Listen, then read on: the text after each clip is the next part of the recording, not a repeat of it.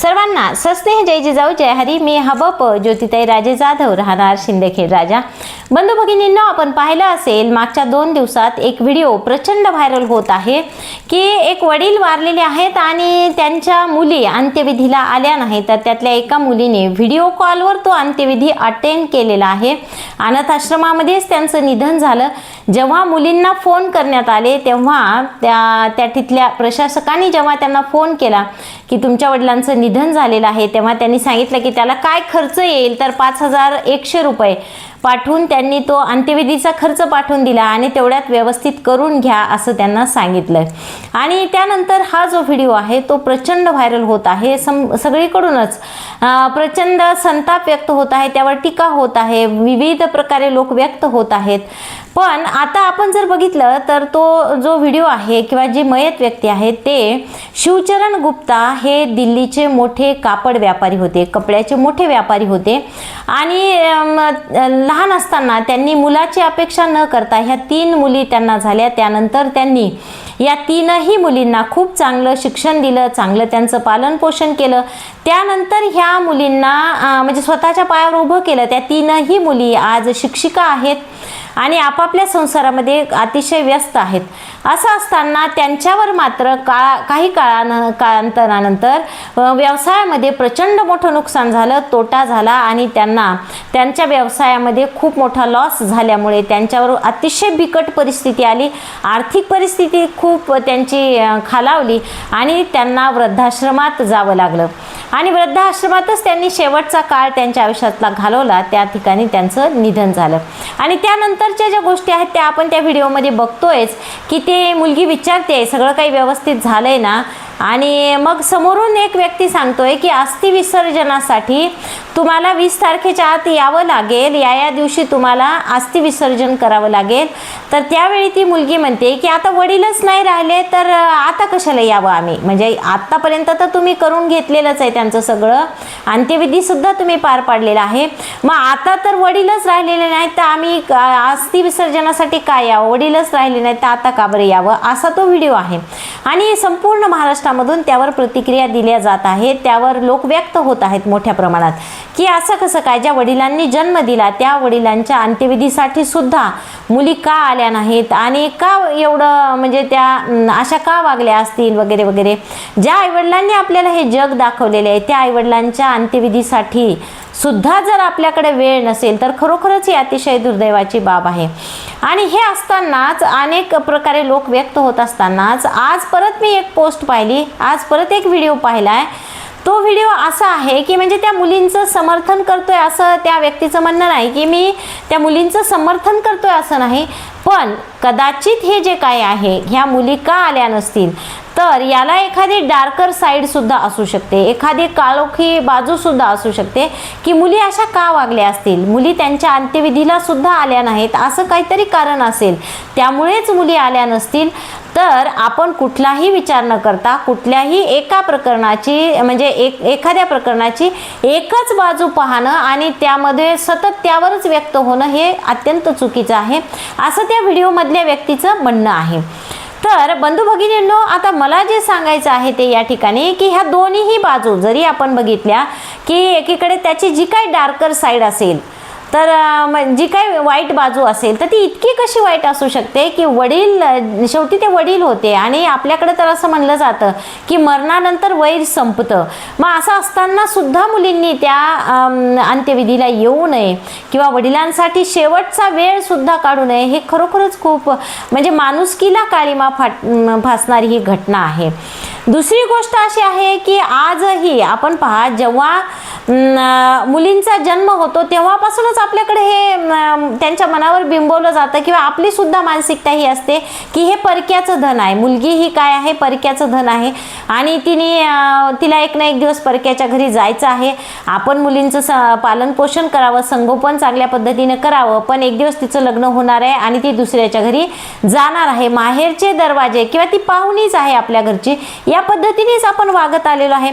बऱ्याच वेळा आपण पाहतो की जसं बघा आपल्याकडे असं म्हणलं जातं की जावयाच्या घरचं अन्न सुद्धा खाऊ नये किंवा जावयाच्या घरी राहू नये, अशा पद्धतीच्या प्रथा आहेत किंवा लोक आजही पाळतात। त्यानंतर ज्या प्रमाणामध्ये हा व्हिडिओ व्हायरल होत आहे, ज्या प्रमाणामध्ये लोक व्यक्त होत आहेत, तिथं मला सांगायचं हे आहे की कुठेतरी लोक आत्ता विचार करू लागले होते की बाबा मुलगा नसला तरी चालतो, मुली कुठेही कमी नसतात, मुली संपूर्णपणे आईवडिलांची जबाबदारी घेऊ शकतात, मुली स्वतःचं कर्तृत्व सिद्ध करू शकतात, त्या स्वतःच्या पायावर उभ्या राहू शकतात, आईवडिलांचं पालन पोषण मुली करू शकतात, या मानसिकतेकडे लोक आज आहेत. बरेच लोक आज पहा तुम्ही मुलाची वाट पाहत नाहीत, 1 किंवा 2 मुली असतील तरी त्यात समाधान मानतात आणि मुली स्वतःच्या म्हणजे मुलीलाच मुलगा मानणारे आईवडील आज समाजामध्ये मोठ्या प्रमाणात आहेत. पण असं असतानाच अशातच ही घटना घडली आणि या पद्धतीनं जर लोक व्यक्त होत असतील तर मला भीती आहे की ज्या पद्धतीने पूर्वी लोक विचार करायचे की नाही वंशाला दिवा असलाच पाहिजे, त्यानंतर एक का होत नाही मुलगा असलाच पाहिजे. जुने लोक पहा तुम्ही बऱ्याच वेळा म्हणायचे की नाही ते काय होतंय की शेवटी पाणी पाजायला का होत नाही, पोरगा पाहिजे. आपण जर त्यांना म्हणलं की काय सुखी आहेत पोरावाले तरी, की पोरं आणि सुनाक आज काय काळजी घेतात का मुला मुलींची, तसं पाहिलं तर म्हणजे हे मुलं मुली तुमची काळजी घेतात का, तर नाही असंच दिसतं. कारण आपण पहा मुलगी जर तुम्हाला दिवसातून 3 वेळा 4 वेळा फोन करेल, ती विचारेल तुम्हाला की बाबा तुम्ही गोळ्या घेतल्या का, तुमची तब्येत कशी आहे, तुम्ही जेवले का. पण सून आणि मुलगा घरात असूनही तुम्हाला विचारणार नाहीत की तुम्ही तुमची गोळी घेतली का. हा फरक आहे. मग असं असताना आज जर अशा पद्धतीचे व्हिडिओ मोठ्या प्रमाणामध्ये म्हणजे व्हायरल होत असतील, लोक त्यावर व्यक्त होत असतील, तर पुन्हा एकदा आपली वाटचाल जी आहे ती उलट्या दिशेने होऊ शकते. कारण आपण पाहतो की मधल्या काळामध्ये प्रचंड मोठ्या प्रमाणात गर्भातच मुली मारल्या जाऊ लागल्या, स्त्री भ्रूण हत्या मोठ्या प्रचंड प्रमाणात होऊ लागल्या. कशासाठी, तर मुलगा पाहिजे, एक का होत नाही मुलगा पाहिजे यासाठी मोठ्या प्रमाणामध्ये गर्भातच मुली मारल्या जाऊ लागल्या, स्त्री भ्रूण हत्या होऊ लागल्या. पण आता अशा परिस्थितीमध्ये जेव्हा आपण होतो की आज मात्र लोक मुलींनाच मुलगा मानू लागलेले आहेत, मुली सगळ्या गोष्टी करू शकतात, या सगळ्या गोष्टी आणि मुलगी ही वंशाचा दिवा होऊ शकते, या सगळं होत असताना असे जर व्हिडिओ व्हायरल होत असतील आणि त्याचा परिणाम समाजावर काय होईल, त्या ज्या प्रतिक्रिया तुम्ही देत आहात त्याचा परिणाम ज्या म्हणजे जे व्यक्ती आहेत ज्यांना मुलगा नाही, जे कुटुंब आहे ज्यांच्यामध्ये मुलगा नाहीच आहे, मुलींनाच ते म्हणजे मुलगा समजतात किंवा 1 किंवा 2 मुलींवर ते थांबलेले आहेत, ज्यांनी मुलाची अपेक्षाच केलेली नाही, अशा लोकांच्या मनावर कुठेतरी काहीतरी परिणाम निश्चित होणार आहे.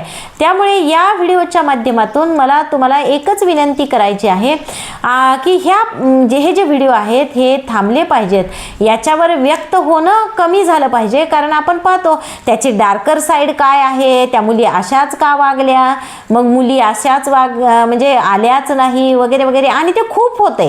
म्हणजे एक व्हिडिओ आहे जो ते शिवचरण गुप्ता आहेत त्यांचं काय लाईफ असेल, काय ते जगले असतील, का ते वृद्धाश्रमात गेले असतील, का या 3 मुली ज्या स्वतः सक्षम आहेत त्यांनी वडिलांना का विचारलं नाही, याच्या मागे काही ना काहीतरी कारण असतील, ते आपण म्हणजे ते शोधूही नाही, ते त्यांचं पर्सनल लाईफ आहे. पण हे जे व्हिडिओ आहेत ते थांबले पाहिजे, त्यावर व्यक्त होणं थांबलं पाहिजे. कारण आपण नेहमी प्रत्येक वेळी सकारात्मक बाजूचाच विचार केला पाहिजे. कारण आमच्याकडे तर असं म्हणलं जातं पहा की मुली असल्या पाहिजे, म्हणजे मुलगा असेल तर असेलच पण मुली पण असल्या पाहिजे. केवळ मुलं असून चालत नाही का, तर मेल्यावर रडायला मुलगी लागते. म्हणजे हे सुद्धा आमच्याकडे म्हणलं जातं की मेलं तर काय सुना थोड्या रडणार आहेत, मग तुमचं जर उद्या निधन झालं, तुम्ही जर मेले तर रडायला मुलगी लागते का, मग मुलगी असायलाच पाहिजे. किंवा खांदा द्यायला जावाई लागतो, हे आमच्याकडे म्हणलं जातं की जावाई खांदा देतो, तर मुलगा जर पाणी पाजत असेल तर जावाई लागतो खांदा द्यायला, 10व्या 13व्याला जावाई लागतो वगैरे वगैरे. तर ह्या सगळ्या ज्या गोष्टी आहेत त्या खरोखरच की आपण एखाद्या विषयावर एखादा विषय किती लांबवला पाहिजे, किती ताणला पाहिजे, त्यावर किती व्यक्त झालं पाहिजे, कशा पद्धतीने व्यक्त झालं पाहिजे, ह्या सुद्धा गोष्टी खूप महत्त्वाच्या आहेत.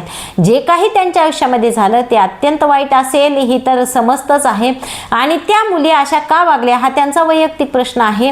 फक्त एवढं आहे की ती जी घटना आहे अत्यंत दुर्दैवी आहे की आपण तो शेजाऱ्या पाजाऱ्याचं एखादं कुत्र्याचं पिल्लू मेलं तर आपल्याला वाईट वाटतं की अरे अरे याचा जीव गेला म्हणून. पण त्या मुली अशा पद्धतीने वागत असतील तर त्या अशा का वागल्या, हे खरोखरच खूप म्हणजे माणुसकीला काळीमा फासणारीच ही घटना आहे. पण या व्हिडिओच्या माध्यमातून माझी एकच विनंती सगळ्यांना आहे की कुठेतरी आपण आता मुलगा नसला तरी चालतो, मुलगा असावाच असं काही नाही, या मानसिकतेत पालक असताना, अशा मानसिकतेत लोक असताना आता मात्र जर आपण एकदा पुन्हा या पद्धतीने विचार करत असू की या एखादा मुलगा नसलेला माणूस जर वारला तर हे हाल होतात, हे जर या माध्यमातून लोकांपर्यंत पोहोचत असेल तर खरोखरच हे दुर्दैवी आहे. आपला उलटा प्रवास त्या निमित्ताने सुरू होऊ शकतो. त्यामुळे कृपया या व्हिडिओला थांबवा, याच्यावर व्यक्त होणं थांबवा आणि मुलगा असो की मुलगी असो, तुमचा शेवट जो आहे तो तुमच्या म्हणजे तुम्ही कशा पद्धतीने आतापर्यंत जीवन जगलेले आहात, तुम्ही कशा पद्धतीने योगदान दिलेलं आहे यावरच अवलंबून आहे. कारण कसं असतं की जर त्यांच्या आयुष्यामध्ये अशी काही विचित्र घटना घडलेली असेल ज्यामुळे की मुलींना अजूनही पाझर फुटलेला नाही किंवा वडिलांच्या निधनाबद्दल त्यांना वाईट वाटलेलंच नाही, तर ते त्यांचं वैयक्तिक आहे सगळं. फक्त की आपण या पद्धतीने व्हिडिओवर व्यक्त होणं किंवा ते व्हिडिओ थांबवले पाहिजे. जसं मी अगोदरच सांगितलं तुम्हाला, आपण सकारात्मक विचार नियमित केला पाहिजे. एखाद्या व्यक्तीचं मरण, मृत्यू आणि त्यानंतर ज्यावेळेस आपण पाहतो की श्वास संपतो त्यावेळेस या जगाशी तुमचा संबंध संपतो. ज्यावेळी तुमचं मरण येतं, श्वास संपतो, त्याच वेळी तुमचा संबंध संपलेला असतो. मग तुम्हाला पाणी कोण पाजतं, तुम्हाला अग्निदाह कोण देतं, तुमचा 10वा 13वा कोण देतं, हे पाहण्यासाठी आपण शिल्लकच नसतो. त्यामुळे इथून नंतर काय होतं तर त्याला काहीही अर्थ नाही. आपण जोपर्यंत जिवंत आहोत तोपर्यंत एक चांगलं जीवन आपण जगलं पाहिजे. समाजाला चांगलं काही देता येईल तेवढं चांगल्या गोष्टी आपण दिल्या पाहिजे आणि सकारात्मक विचार केला पाहिजे. या ठिकाणी थांबूयात. धन्यवाद. रामकृष्ण हरी.